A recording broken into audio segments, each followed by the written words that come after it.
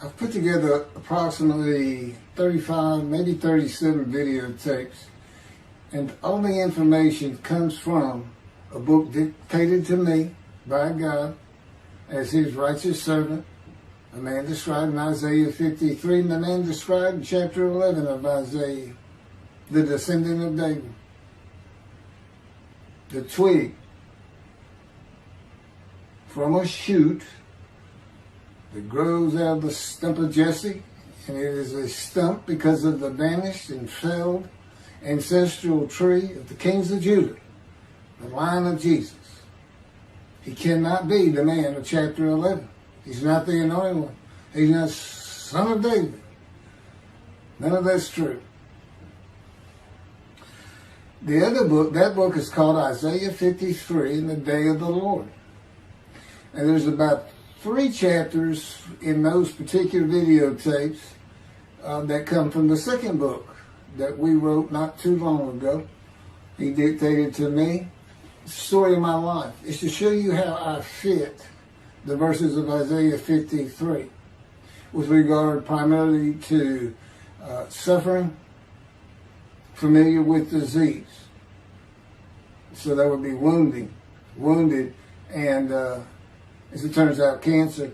But the other words that you find in Isaiah 53, punishment, maltreatment, crushing, bruising, chastisement, okay, that is all in God's power. That's all in God's power, all those words. But the books are unpublished, shunned and despised, accounted afflicted by God, played. Nobody understands. This is so different than the Judaism the Jewish people have been taught. This Messianic era that will never occur. And we know it's not going to occur now once you believe who I am and how you cannot. After the mountain of evidence I have presented that is in those books, just as Moses today would have to say, well, look, I wrote Leviticus. You think I just came up with that? You think I just came up with all this information? Did I know how God speaks through an angel and who that angel is? Moses walks by a burning bush that's not consumed. The angel of the Lord's in the bush and God speaks. I'm the one who explained that to you.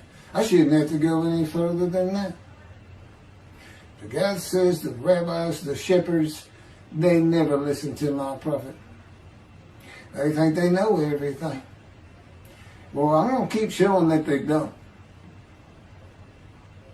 This is primarily for the people who listen to them and not them. I don't expect them to ever respond.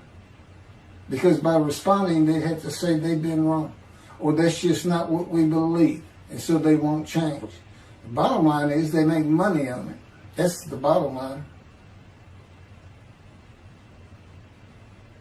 God had me watch a video of Tovia Singer just for this one purpose I'm about to tell you. He said, watch him raise his hand. He raises his hand to do his hair or rub his nose or something, and it's this big, fat gold watch.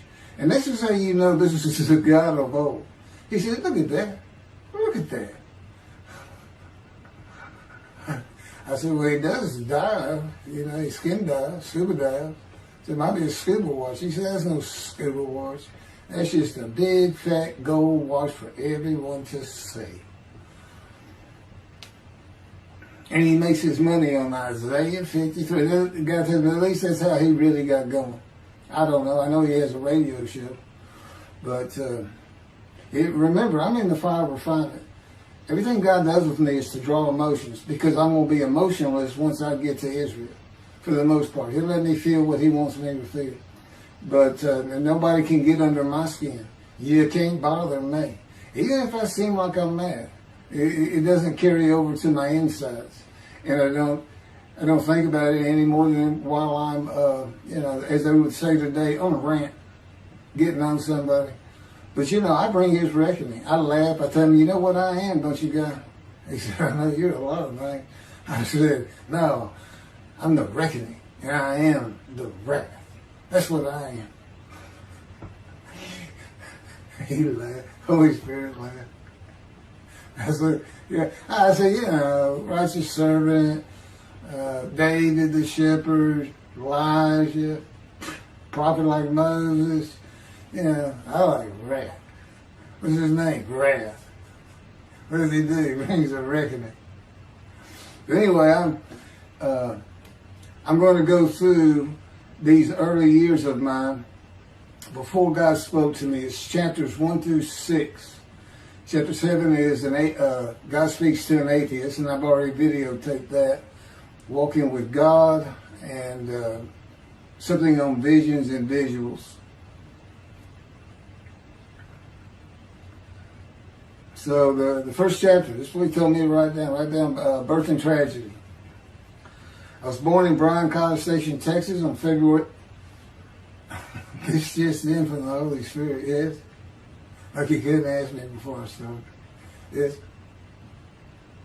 Oh, this is only for the people who come to believe in me. I don't expect anybody who's been viewing these materials and, nobody's really subscribing, a handful, to be believed. Again, I can't imagine. I don't know what you people want. I don't know who you think's going to come to do something different. How are you going to know who David is? I mean, according to Judaism, there is no description of him. How are you going to know who he is? All this being presented, and I know Jewish people have seen it, only 60% of the views are coming from the United States. Now, I don't know that means 40% is coming from Israel. Probably not. You got Canada that's be a big follower on my WordPress site. And really just all the countries of the world at one time or another have looked at some of this information as I wrote my blog, and the blogs became chapters. But I'm assuming some Jews have heard of what some man is saying. He is Moshiach. And they're watching. Well, this is for those who come to believe. The people who want to be the witnesses. The many made righteous. By my knowledge, by the things I can tell you that God would have me say to you. So, this might be bored to tears with others, but it does show suffering, pain, and emotional pain, my background, and just who I am. Not just some kook out here. People say, well, he's hearing voices. Listen, as a lawyer, and I even did criminal law, I've seen some of these people who hear voices. I promise you, that's a person who should be hearing voices when you just see them and watch them for a couple of minutes. It's not me. Excuse me. Okay, I was born in Bryan College Station, Texas on February 21st, 1957. And that's interesting because that's the year the first satellite went up. Russia sent up Sputnik, which was really 3 different satellites, and altogether they were called Sputnik. That is considered the dawning of the age of the internet.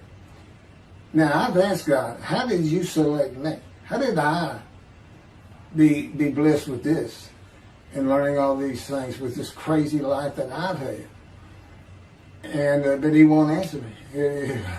He's gone poker. This poker guy, he's not going to talk. He's not going to change expressions or anything. Or me giving an impression that he is.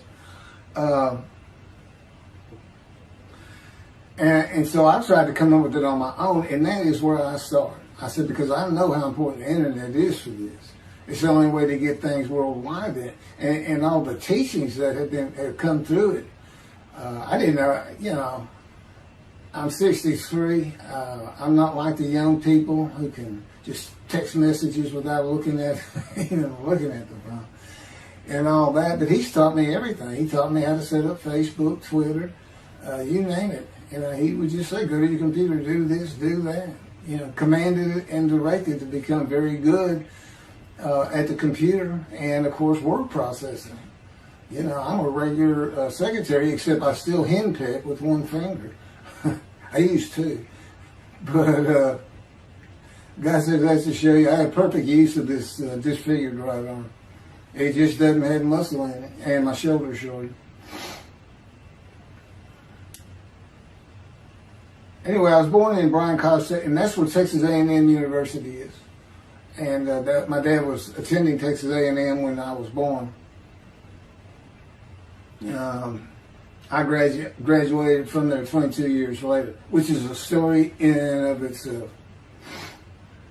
So I was born premature in the 7th month of my mom's pregnancy. I was born in February, and there were many complications. My parents were told I would not make it through the night, and they should just take me home. Mind you, this is 63 years ago. The biggest problem was that my insides had not fully formed, and it was impossible for me to take milk. Mamie, my great-grandmother, told my parents, boil rice. Feed him the rice water. It's got all kinds of nutrients and minerals in it. Dad says he threw out a mountain of rice those first few months. And it would not be my last encounter with death. So my dad graduated and we moved to Metairie, Louisiana. And his first job is an oil and gas geologist. He looks for oil and tries to sell deals to people who can raise money to drill. He gets money up front and a percentage of production once they get their money back. That's what he's done his whole life. And I became, as a lawyer, I became board certified specialist in oil, gas, and mineral law because I had found it so interesting. As a young boy, I became interested. But he rarely had time for us. The other part, I said, okay, well, I was born when the dawning of the internet, so he's got a selection process for 57. And I come from a dysfunctional family. Lots of drinkers, lots of fighters. And on my mom, her grandfather committed suicide. It's tragedy. Birth and tragedy. In the Great Depression, he lost everything. He owned land in what is now downtown Dallas. But then when she was about 4 or 5, her mother went down to the market square in Crockett, Texas, small East Texas town. Everybody has their courthouse in the center of town, and there's streets on either side with stores. She went to the hardware store and purchased wreck poison. She hadn't gotten hardly out the door when she opened it and took it herself. Died right there on Main Street in the middle of the day in a little small town. I don't know how long that would have been. My mom's 85 or 6. She was 4 or 5. Almost 80 years ago. So I'm sure it was quite an event. And her dad took her and her sister's about 2 years older, to Metairie, and not Metairie, to someplace in Louisiana. But could have been Baton Rouge. And her father became a elevator operator. And you can still find this in Houston when I was at law school. I went to law school downtown Houston, but South Texas College of Law. And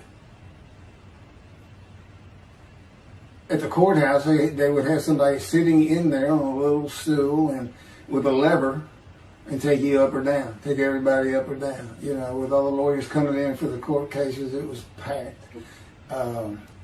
I'm sure they've done away with it by now. But that's what he did. And they found him one day or night. He had taken out a pistol, he shot himself in the head and killed himself. So now she had suicides on both sides of her family. And her father's brother took the 2 girls in. He actually adopted them. And when she was about 10 or so, I believe, she's with him out in some shack in East Texas. And, there's not even phone in this place. And he took a shotgun, and I'm sure he'd been drinking there, all known for it, and blew his head off right in front of her. I mean, that's all the circumstances I know about it. It doesn't sound like a good scene at all, but it scarred her for life. Okay, we've been taking care of her from the get-go. My father amazes me to no end. What he has done to care for her. See, they knew that was his sweetheart. Eventually, now at 10 years old, that's who he married. And they're both from Crockett, Texas. Small town people. I still take care of them. They've taken care of me for 10 years. God took me from society. He made me quit law. terminate my law license in Hawaii and Texas, and took me into poverty. I've been in poverty for 13 years until I just now filed for Social Security early. But I give them more than 90% of it to make up for everything they've given me for 10 years, 13 years. While I'm in God's fire of refinement, learning everything I need to know. And I have learned much. There ain't any question.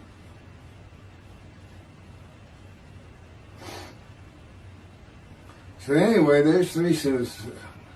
There's 4 suicides right there. So it's a family of tragedy. You know, it's not a tragedy of losing your entire family in the Holocaust and you're the only one left. It's not like that. Because God says, I just got things as close as I could.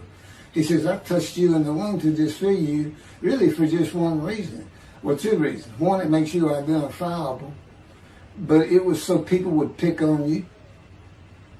I wanted people picking on you because that's what happens to young Jewish boys. Just for being Jewish. Just for having a disfigurement. People will pick on you. I've told him since, I don't even really recall many people saying anything to me. He said, that's because you look like you crawl all over them if they did. And I did. I was always just say something, anything. It's just the way I was just angry inside.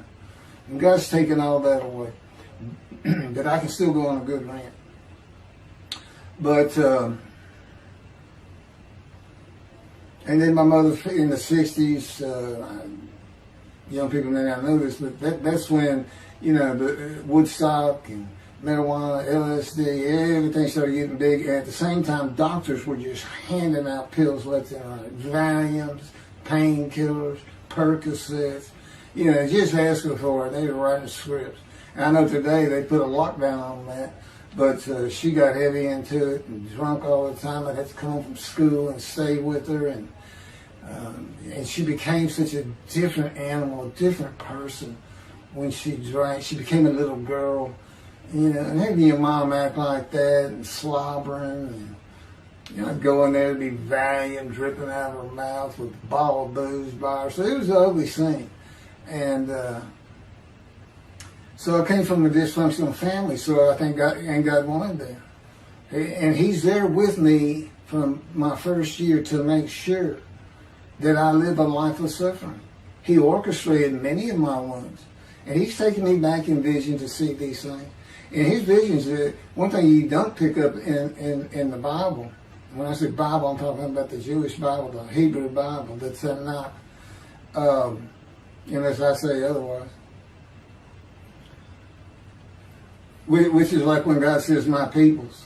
If He just says my peoples, He's talking about the Jewish people, the chosen. I mean, He may say the peoples of Moab, or just by the context, you know, He's referring to another group. But that comes up all the time. So to add to that, she tried to kill herself a few times. And when I was 10, my dad was at a Texas A&M game in Dallas. And I know it was 1967, so I was 10 years old. Because I'm very familiar with that particular game. It was against Bear Bryant and Alabama Crimson Tide. And he had coached at Texas A&M. So as you can tell, me and my dad are big Aggie fans and football fans. But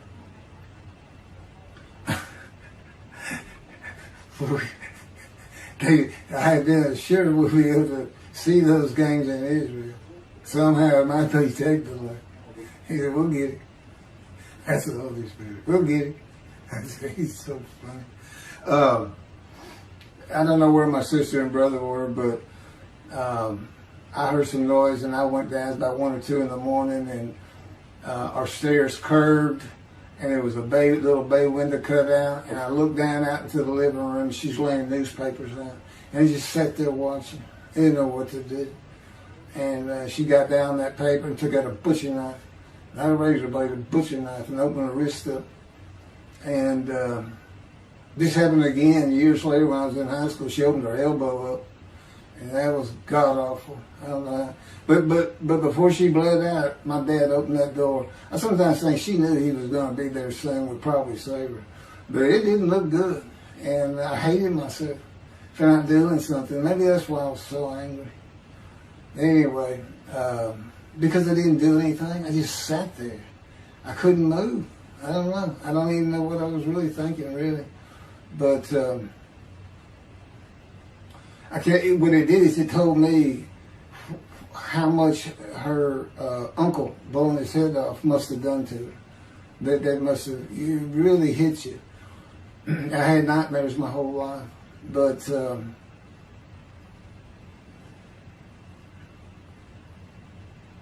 I was 16 when she did the thing with the knife. But you know what? My dad finally got her he got her the best psychiatric care in Houston, Texas, and that's big because we got a medical center that's renowned throughout the world. And they put me back together many a time. And she never did that again. And the amazing thing is how different she is in her very advanced old age. I mean, it's like she was never that person of the 60s and the 70s and the 80s. I don't know how my dad survived it. I'd have never stayed. I'd have taken the kids and said, try to find us. But he's not like that. I've never seen two people who love each other so much. It's crazy. But anyway, I was married for 20 years and we weren't like that at all. We finally divorced for irreconcilable differences. Okay, my first major surgeries when I was 2 years old. My first surgery. Up above here, I have a scar. I had my first of many surgeries. Been born without my right pectoral muscle, small shoulder, withered arm. And then there was some, the movement of my arm was restricted. There was some tissue in here that had to be cut out. So they opened me up and did that. I was born right-handed, but I do everything left-handed. Except for light things, like I shoot a basketball right-handed. I throw a ball right-handed. Darts, things like that. But bowling, I'm left-handed. You know, anything heavy. And I was quite an athlete. If I'd had two good arms, I'd have probably been on scholarship. I was already offered a partial scholarship at a small school for track, even with this bad arm. But I just didn't have the fast start. You got to have two strong arms just pushing out in front of you. But I was some kind of quick and fast. So, we moved back to Houston to a place called West University, a suburb. And this little story, I don't even like telling it, but God tells me I have to. And he had something to do with it. But I'm not going to go into that part of it. So anyway, I had decided when I was in second grade, I was tired of school, didn't want to go anymore. I don't exactly know why. I just know I said, that's it, and I'm not going. Dad came to get me up and take me to school until I'm not going. And it was on. He was going to get me there. It took him about an hour to get me to the car.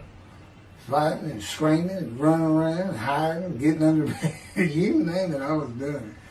And anyway, he finally gets me to the school, but he's too tired. He wasn't even going to try to get me out of the car by himself. So he get out, and he goes and gets the principal. Now, my dad's about 6'2", but he's real slim. And but he comes out with his principal, who's taller than he is, and he's a hefty guy. He's burly. Anyway, so they come, they said, get out of the car. I said, I'm not getting out of the car. I'd already locked the doors. Only the two front doors locked, and it was those locks that you pull up and push down. So my dad used the key, and he opened up, he popped that lock up, and I slammed it back down. Said, I'm not going to school, I told you. He throws some keys, they start throwing the keys at one another over the roof. The principal was driving the same thing, and I'm slamming his door, I'm leaping across the car. But I don't know how long I went, but they finally, in 5 minutes maybe, seemed like an eternity. I was terrorized, that's the way I look at it. Anyway, the principal got it open, and I saw that door open, and I got back on the far other side of by the steering wheel with my back against that door. I curled up like a ball, had my knees on my chest, and he reached in to get me, and I unleashed on him, kicking him in the face with everything I had. It broke his glasses, and his orbital bone got shattered. So, That wasn't my first principal either. There's another one. So, but anyway, so they carried me in, and it was very embarrassing. I was crying. But again, funny thing, nobody, because I stayed with this same group for 9 years, going to West University and the junior high there that you go to. Nobody ever said anything to me about it. And I knew some of those kids that were in that class.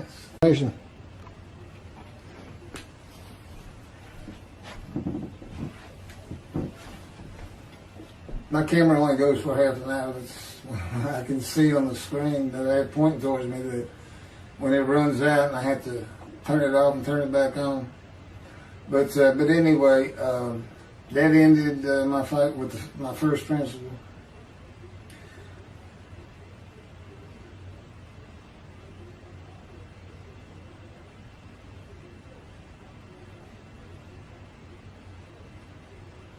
Yeah, here it is right here. I guess God had me put these together. In the 10th grade, the principal of the school told me to cut my hair. You know, I had long, blonde, wavy hair, well past my shoulders.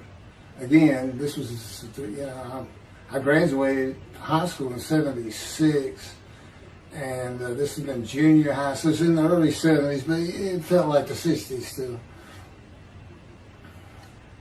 And I kept it in a ponytail. It was neat. It was a school-wide policy. I think I was one of the last people to cut his hair.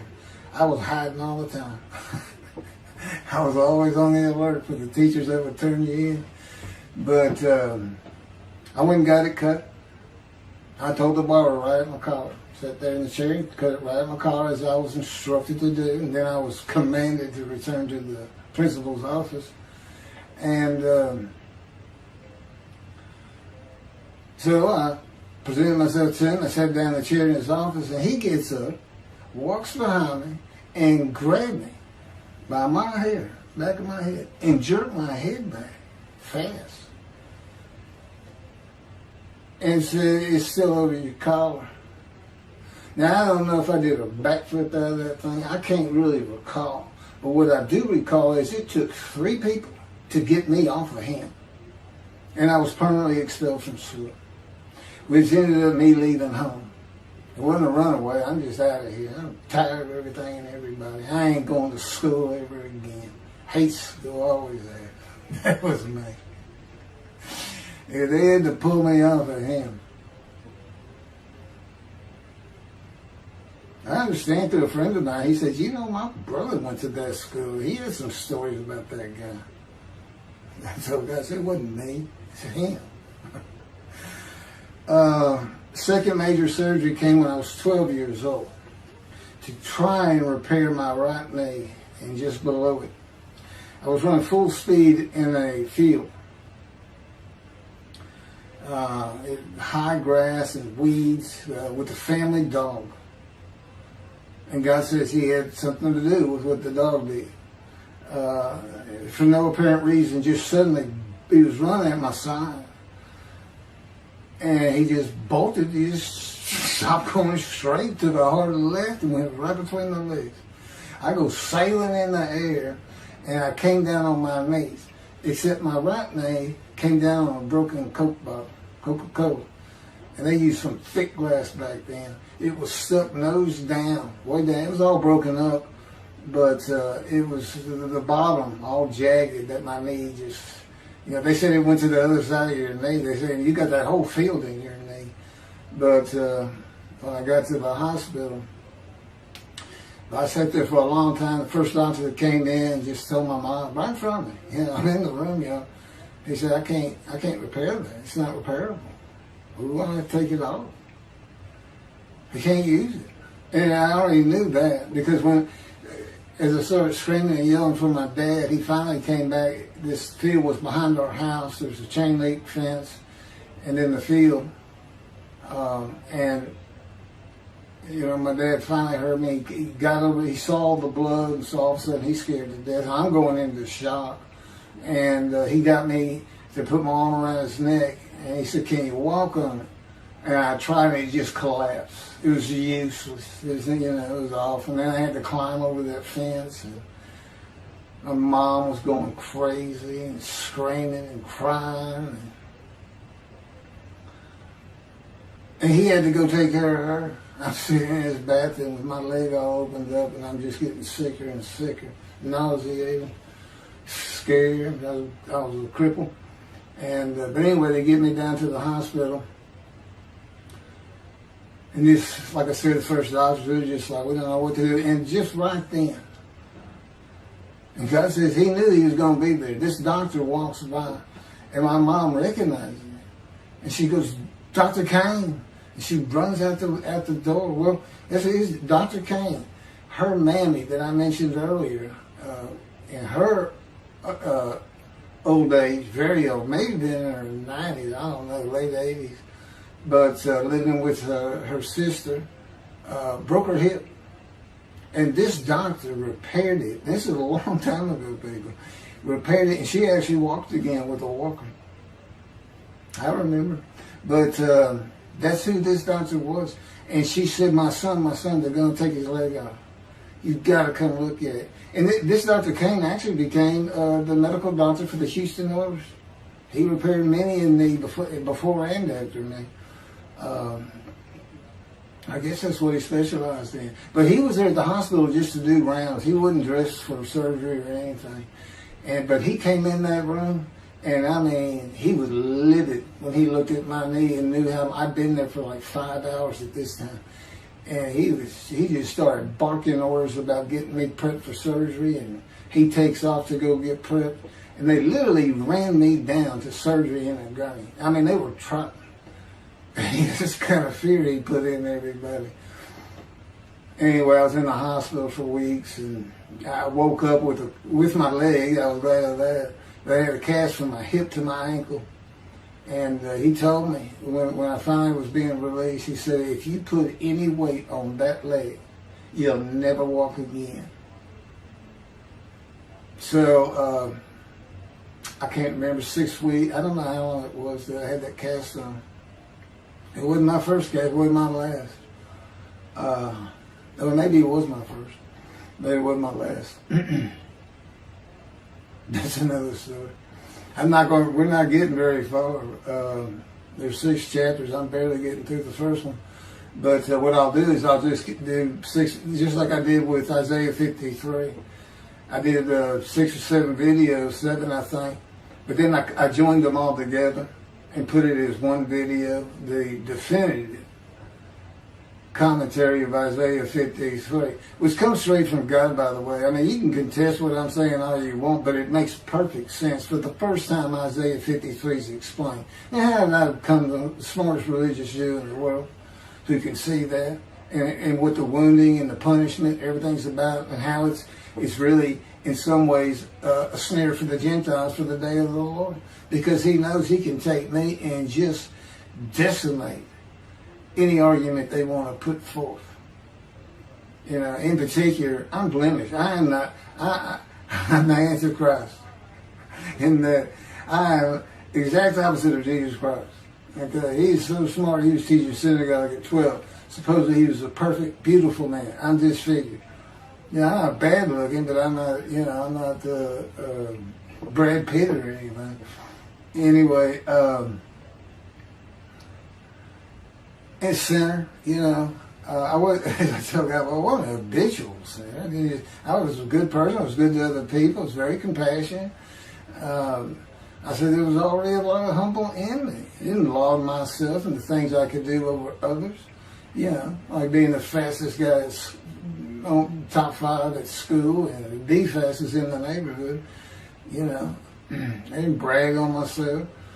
But as he took me back through my life and informed me when things were sins, it just seems like I touched on all of them. And if murder in your heart is actually committing that sin, as the Christians say, I don't really go with that. But then there's really not much I've missed. So I'm a sinner. And, you know, all Jesus can say is, well, I'm a sinner too. I lie. All you got to do is read the scripture in the Gospels. You see where I'm lying. That's easy. And I came from the banished line. I thought I was the man of Isaiah 53. I thought I was going to be exposed to death, but given long life. This is what he would tell you if he was here. He said, but you know what happened? They crucified me. And on the cross, I realized I'm not that man. This isn't exposure to death. This looks like a sure thing. Father, Father, Father, why have you forsaken me? That's Jesus Christ saying, I'm not the man of Isaiah 53, and I just figured it out. That's what that is. I ask God sometimes, you sure you didn't have that written? Why on earth would they write that down? At least forget about it. We need to forsaken me. But that's what it's about, Christians. Oh, they got their way. They can explain that being counted a sinner means he got crucified with the sinner beside him being crucified on each side, left and right. So there's three of them, so he's counted a sinner. Okay. You know, it's supposed to be descriptive. We're supposed to be able to find a person to do. You might tell Judaism the same thing. You know, this is to find somebody. It's not the people of Israel. They're all kinds of people. Now, we're looking for a guy so God can have a Moses. Why? We have a new covenant. Why? It's the day of the Lord. Why? Jeremiah says so. That's why. It's so easy. The lamb blooms again. Okay, and he's coming with covenant friendship with the temple. So the lamb blooms again at a time when there's no temple. Jerusalem's going to be rebuilt. It's a metropolitan today. This is no Jerusalem of antiquity. The old city might be too big. And I'll make a new covenant with you. I'm going to forgive all your sins and remember them no more. That will cause Torah to be written on your heart. It's a metaphor. When did he do this before? Oh, that's right. Assyrian Babylon exiles. Isaiah was writing for. God said, I forgive your sins, remember them no more. They became a holy seed, and what they did? They built the second temple. What are we missing? The third temple. It's so easy. So it is the day of the Lord. There ain't any question of that. I'm just telling you it started with the Russians. Sending us Sputnik. Those old riskies. And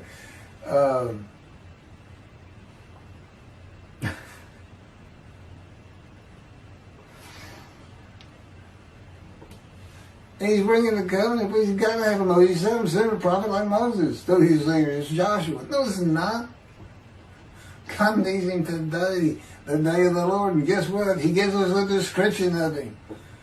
He knows this is a time of secularism, reliance on science and medicine and doctors. And you got so many more people who the only book out there is not the Hebrew Bible. There's a lot more books than that. You know, there's all kinds of distractions, television, cell phones, computers. You know, back then, you know, you just sat around and said, what do you think God's doing? I don't know. Wish he'd send some rain. You know, it was just, I said it's easier to get them back then. But here it is. It's here. And God said, you see why I put shunned and despised in there? Because for a while I said, God, you know, this is before we really got the books done and everything. I said, I'm just sitting in a room. I can't really tell anybody shunned and despising me. Counting me plagued, afflicted, and by God and everything else. He said, well, how you feel now that we've been putting all this on the internet and everything? I said, I feel shunned and despised. Yeah. I can tell they know. There's no question this hasn't gotten back to those two. I said, you keep attacking them like this and I'll be certainly sure, just in case I'm wrong. But, because he won't actually tell me, he won't tell me anything, this is a rule of thumb, he won't tell me anything that I cannot find out or become knowledgeable on or informed on of my own, which means about nothing because we're in a room all the time. The adjunct of the Holy of Holies is what I call it. I live in the Holy. I'm like the priest who can, the only person who could go into the Holy of Holies was the high priest.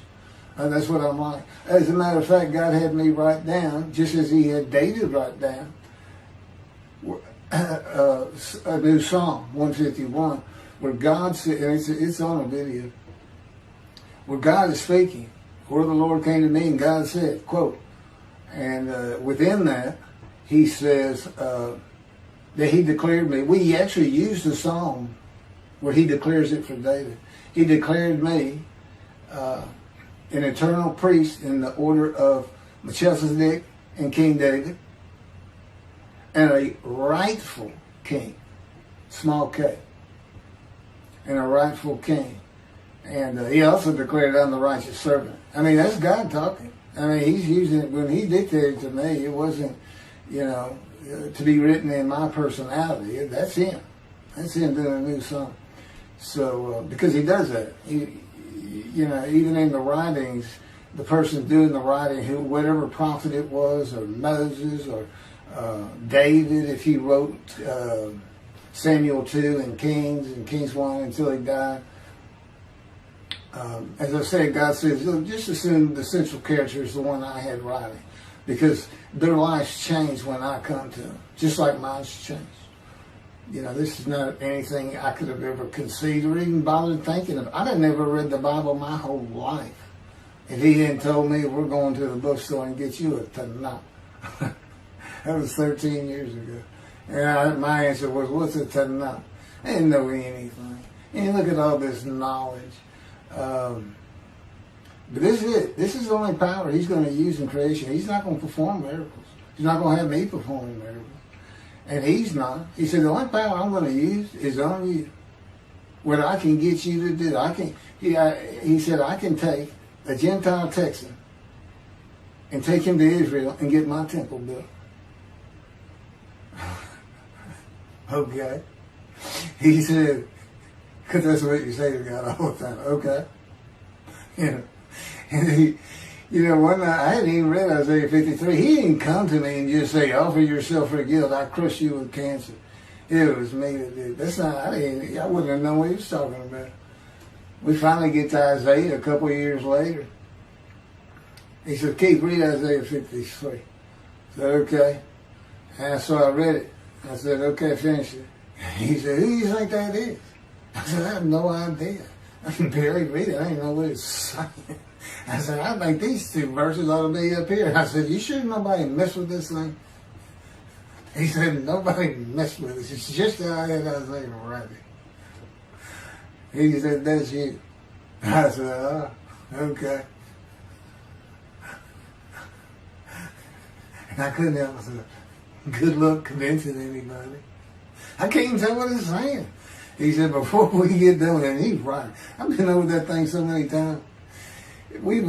From my original version of Isaiah 53 that he dictated, or told me how to put together, but every sentence, every word is, we've changed it up and added things. I've learned things. Like I didn't know about the test of devotion. I didn't know why the angel was leaving early in Malachi 3, but I do now. And all that would cause an amendment to my midrash on Isaiah 53. And, the book has me, these are all on videotapes now, me and Rashi.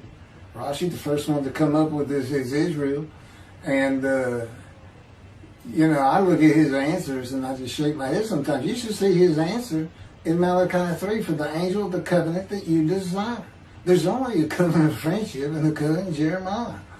And this is his answer. It's midrash, so he just takes a section of the angel is on the way, and it just says the angel of the covenant. And his commentary is the angel that avenges the revenge of the covenant.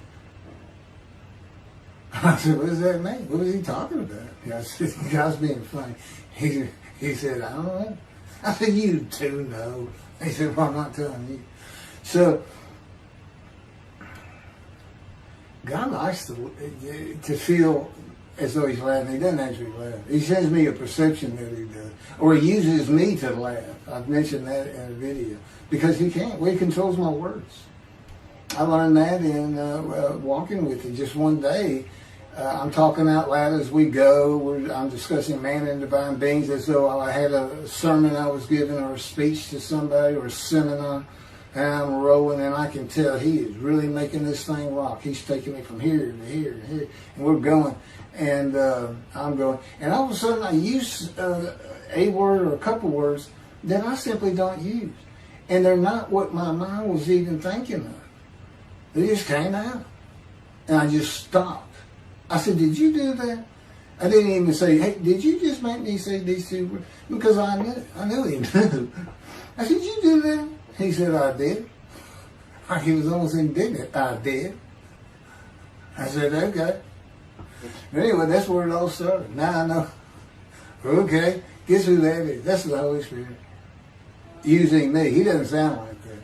But he'll use words like that. So he's getting bored. They like to cut. Let me just say this. This is part of God you don't know. And it's not all the time. It's some of the times we do tend to get kind of silly in here. But, they do things after a while. I'm like, I feel like a kindergarten teacher, and I got two of those kids that you just shake your head at. She said, this is a handful. These two are nothing but trouble. Always fooling around, looking for a laugh. And the Spirit's always working in heaven and death. God laugh, as it were. Again, he doesn't actually laugh. It's a perception that's his emotion. If God has any emotions left, because worrying about other people's pain is not one of them. He made that clear to me. I don't care about your pain. And just saying it makes you mad. He says, see him drawing anger. And he'll do so many times over and over. He says, it's easy because now it irritates the fire out of you just started. I said, how do y'all keep doing this stuff? And one day I told him, I said, I got it, which means it actually came from them. I got it. You never grew up. You never got sent to your room. You never had to climb that mountain to achieve something. Put yourself out there. Nobody's ever whooped you. He said, I said, that's what it is. You never grew up. That's what it is. Yeah, I'm dealing with the child God. That's what I'm dealing with. That was my argument. And then he came down as mean, very serious, mature guy. And I didn't bring that argument up anymore. But that's how it gets with me sometimes. It's an incredible lie. For me, I'm not going to get to him. I guess I'm at the end. I'm getting close to when I got shot. I thought that was a new chapter. Oh, it's not. Well, I'm going to put it, this is getting long. Anything over half an hour, we try to stop. Now, my Isaiah 53 is 5 hours. But, you don't have to watch it all at one time, of course. He doesn't hardly let me watch them. Yeah, I don't even watch them before they get posted. He said, no, you watch it later. Because it comes on my TV that he got me. And I didn't know at the time it was going to be, that he was serious about doing videos. And I certainly didn't know about making it a backdrop. He decides everything. He tells me when to eat, when to get up. I don't sleep hardly at all, 2 or 3 hours a night, and sometimes less, and take a half hour nap sometimes.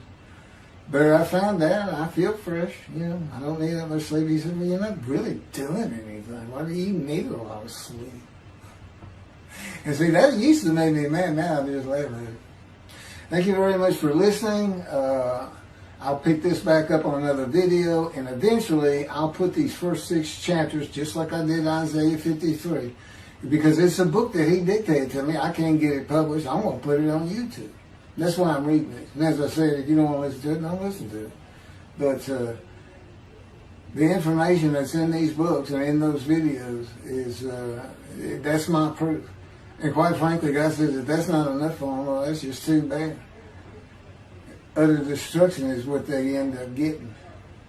They better learn how to listen to the prophet. See, it's no different than the people back then. You'll say, well, why didn't they listen to Isaiah? Why didn't they listen to Ezekiel? Why didn't they? They laughed at Ezekiel. That's what Rashi says in his commentary. I didn't know it was laughing at him, but they just ignored him. Everybody thinks they know it. But in any event, I do know there's one chapter we haven't put in there, and that is recognizing a prophet in a time. It says Moses vouched for Joshua, so he didn't have to be tested. Now, the problem with all that is, and I think why God hadn't had me put it on video, is that they're looking for a seer, somebody who can see the future. But see, that's antiquity. I mean, that's not what you're looking for today. Moses wasn't a seer. And none of the prophets were seers. They just wrote down what God told them to write down. God's the prophet. Is the one making prophecy. And what he does, he doesn't actually just, quote, see the future. He walks it through. He says, okay, right here is when they're going to send up a satellite. This is where humanity will be at that time. He can walk it through in his mind. As I mentioned, his eyes, he doesn't have them. It's just his absolute knowledge of all things. He can form a picture of this room. Me, it's in here. He knows every atom of my body. And it's like he does a vision for himself, a visualization. That's what I call when they put pictures in my mind. He says, and he puts it into the spirit's mind. And they're both within me. You know, the big cloud that just came down. If you're sitting in a room with me, it envelops you. But it engulfs me, it goes through me. My little spirit cloud becomes part of the big cloud. That's why God is in his spirit. Here's the elements of spirit, here's the elements of God's presence, his mind. Two clouds, they just come together, they can be together. Okay, but God's still one. He created the other cloud. And then in this room, filled with them, my little spirit is like a little cloud that just came in and part of it. That's who I am. That's a man in divine things. Okay? No, it's like nobody's really expecting it. Well, maybe it's because you didn't know these things. And now they want, you know, I get the feeling, shunned. Shunned means I'm not looking at that. It sounds like a kook. We by faith, by the fundamental principles of Rambam from the Talmud, from his diagnosis of the Talmud. Why don't you do your own? Why don't you throw the Talmud out and learn some new stuff? Why don't you get out of antiquity? Every religion has an end times like that. Every religion ends up with utopia for its people. Everybody. Well, don't be like everybody. You're the Jews. Throw it out. Let's get practical. Let's have God in our midst again, in a man like he was in Moses. Let's point at him and tell the Christians that is the man of Isaiah 53. Here's what it's about. God said he's coming back. He told us we're not waiting on him like you. And he said when he was coming back, he false prophesied 5 times. He ain't coming back. He wasn't who he thought he was. He told us on the cross. I'm not the man of Isaiah 53. He tells us. What else was he doing? Father, why'd you forsake me? I'm about to die. What do you think he's talking about? What do you think he's thinking about? You're not supposed to die. He thinks he's the man of Isaiah 53. So do they. It's mind-boggling because I'm the man. And there's nothing about me that says Jesus Christ. Nothing. You should hear me cuss God. I cussed him trying to die. I begged for death 1,000 times. He said, it's not been 1,000 times. I said, it's been hundreds. He said, well, that's true. You have cursed me more than any man in the history of mankind. And he said, and you did it face to face. And I said, you shouldn't make me so mad. He laughs, y'all. He laughs. Without cussing him, he did make some mad. And oh, you're kidding, that story? He gave me his perspective. This is how he did it. He said, Keith, imagine you created ants. And ants are living beings. In other words, they can think and they have emotion. Okay, you get a great big ant farm over here in your room. Okay, you decide you're going to get one ant to get all the other ants to do stuff. But you got to get him ready. And you get him ready the way I'm getting you ready. Now, he's mad at you. Right? I said, yes. Yes. And he said, now, imagine, I'm always laying in this bed. I got a big table. It's got a microwave on. I put my computer on. I got a big fan I like to have on. And he said, look over at that table. Now, imagine that ant got loose. And he is crawled up. And he is standing on the corner of that table. And he is giving you the what for in ant language. I mean, he's going. And he's turning around and shaking his butt at you. And he's cussing. And all this. And all you got to do is go bump. And he's gone. I said, that's funny. And it is. And that's how he, that's what it does to him with me. The spirit will rile me up. I call him a troublemaker, troubler. He's so funny. But God's so humorous. There's a difference in their humor. Okay, that wraps up. I'm told that does wrap it up. I'm going to pick up a gunshot. I guess it was worse than the accident to my knee. They ended up opening me up from between my breast and my pelvic bone, and now it's been 3 times. And eventually, the lung cancer and colon cancer and skin cancer. But the lung cancer is when they told you should have died from the colon cancer. He said, but this is it. We can't treat that. It's too advanced. You're gone and prepare to die. That was 20 years ago when the planes hit New York. It was the planes hitting New York that got me up off the ground one last time to see one more doctor.